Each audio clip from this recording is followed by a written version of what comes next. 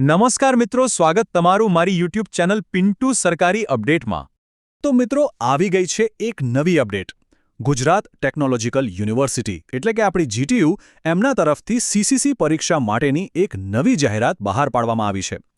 તો ચલો આજના આ વિશ્લેષણમાં આપણે એની બધી જ વિગતો એકદમ સરળ ભાષામાં સ્ટેપ બાય સ્ટેપ સમજી લઈએ। જુઓ, આ એ જ ઓફિશિયલ પરિપત્ર છે જેની બધા રાહ જોઈ રહ્યા હતા।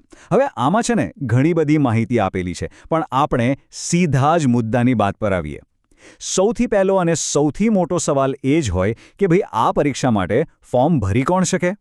અને જુઓ, જવાબ એકદમ ચોખ્ખો છે। આ જે તક છે ને એ ફક્ત અને ફક્ત ગુજરાત રાજ્ય સરકારના જે કર્મચારીઓ છે એમના માટે જ છે। એટલે કે જો તમે હાલમાં સરકારી નોકરીમાં છો તો જ તમે આમાં અરજી કરી શકશો, બીજા કોઈ આમાં એપ્લાય નહીં કરી શકે। આ વાત મગજમાં બરાબર બેસાડી દેજો।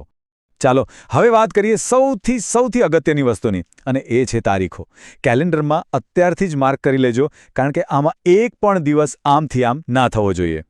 તો જુઓ, ઓનલાઈન રજિસ્ટ્રેશન શરૂ થશે 4 એપ્રિલે સવારે 11 વાગ્યાથી, અને છેલ્લી તારીખ છે 30 એપ્રિલ સાંજે બરાબર 6 વાગ્યે લિંક બંધ થઈ જશે। એટલે છેલ્લી મિનિટ સુધી રાહ જોવાની ભૂલ બિલકુલ ના કરતા।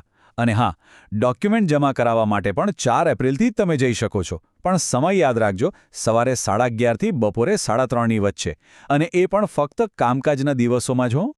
સારું, તારીખો તો નોંધી લીધી, પણ હવે ફોર્મ ભરવા બેસો એ પહેલાં કઈ વસ્તુઓ તૈયાર રાખવી જોઈએ?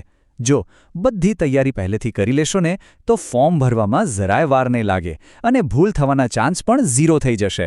ચાલો જોઈ લઈએ શું જોઈશે। જુઓ, આટલી વસ્તુઓ તમારે રેડી રાખવાની છે। તમારો ફોટો અને સહી, એને સ્કેન કરીને તૈયાર રાખજો।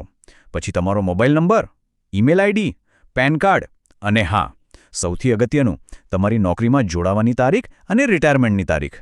આ બધી વિગતો પહેલેથી જે કાગળમાં લખી રાખશું ને તો બહુ સરળતા રહેશે। હવે વાત કરીએ ફીની। તો જુઓ, ફીનું માળખું એકદમ સરળ છે। જો તમારે ફક્ત પ્રેક્ટિકલ અથવા ફક્ત થિયરી આપવી હોય તો ₹100, અને જો બંને એટલે કે પ્રેક્ટિકલ અને થિયરી બંને પરીક્ષા આપવી હોય તો ₹200। અને હા, પેમેન્ટ ફક્ત અને ફક્ત ઓનલાઈન જ કરવાનું છે। તમે ડેબિટ કાર્ડ, ક્રેડિટ કાર્ડ કે પછી નેટ બેન્કિંગનો ઉપયોગ કરી શકો છો। ઓકે, તો તમે ઓનલાઈન ફોર્મ ભરી દીધું, ફી પણ ભરી દીધી, પણ અહીંયા કામ પૂરું નથી થતું। એક સ્ટેપ હજી બાકી છે। તમારે 2 વસ્તુઓ રૂબરૂ જમા કરાવવાની છે। પહેલું, તમે જે ઓનલાઈન ફોર્મ ભર્યું એની પ્રિન્ટઆઉટ, જેના પર તમારો ફોટો ચોંટાડેલો હોય, સહી કરેલી હોય અને ઓફિસનો સિક્કો પણ હોય, અને બીજું, એક અલગથી પાસપોર્ટ સાઇઝનો ફોટોગ્રાફ। આ જમા કરાવશો ને ત્યારે જ તમારી અરજી પાક્કી ગણાશે, ભૂલતા નહીં। તો ચાલો હવે આ આખી ઓનલાઈન અરજી કરવાની જે પ્રક્રિયા છે ને એને આપણે એકદમ સરળ સ્ટેપ્સમાં સમજી લઈએ, જેથી તમને બરાબર ખ્યાલ આવી જાય કે કરવાનું શું છે। જુઓ, જે ઓફિશિયલ જાહેરાત છે એમાં તમને આ રીતે 2 QR કોડ આપેલા છે। હવે એમાં જે ડાબી બાજુનો રજિસ્ટ્રેશનવાળો કોડ છે એ આપણા કામનો છે। તમારે બસ એને સ્કેન કરવાનો છે। જમણી બાજુનો કોડ સૂચનાઓ માટે છે, જે તમે વાંચી શકો છો, પણ ફોર્મ ભરવા માટે ડાબી બાજુનો કોડ જ સ્કેન કરવાનો છે। એટલે આખી પ્રોસેસને આપણે 5 સિમ્પલ સ્ટેપમાં વહેંચી શકીએ। સ્ટેપ 1, QR કોડ સ્કેન કરો। સ્ટેપ 2, બધી વિગતો ધ્યાનથી ભરો। સ્ટેપ 3, ઓનલાઈન ફી ભરો। સ્ટેપ 4, ફોર્મની પ્રિન્ટ કાઢો। અને સ્ટેપ 5, જે ડોક્યુમેન્ટ્સ કીધા એ જમા કરાવી દો। બસ આટલું જ કરવાનું છે। એકદમ સહેલું છે, ખરું ને? હવે એક ખૂબ જ અગત્યની સૂચના, આના પર ખાસ ધ્યાન આપજો। જાહેરાતમાં સ્પષ્ટ લખ્યું છે કે આ ફોર્મ તમે મોબાઈલ ફોનમાં નહીં ભરી શકો, એટલે મહેરબાની કરીને મોબાઈલમાં ટ્રાય કરીને સમય ના બગાડતા। આ કામ માટે તમારે કોમ્પ્યુટર કે લેપટોપનો જ ઉપયોગ કરવો પડશે। આ વાત ખાસ યાદ રાખજો। તો ચાલો હવે આપણે આખી વાતનું સારાંશ જોઈ લઈએ।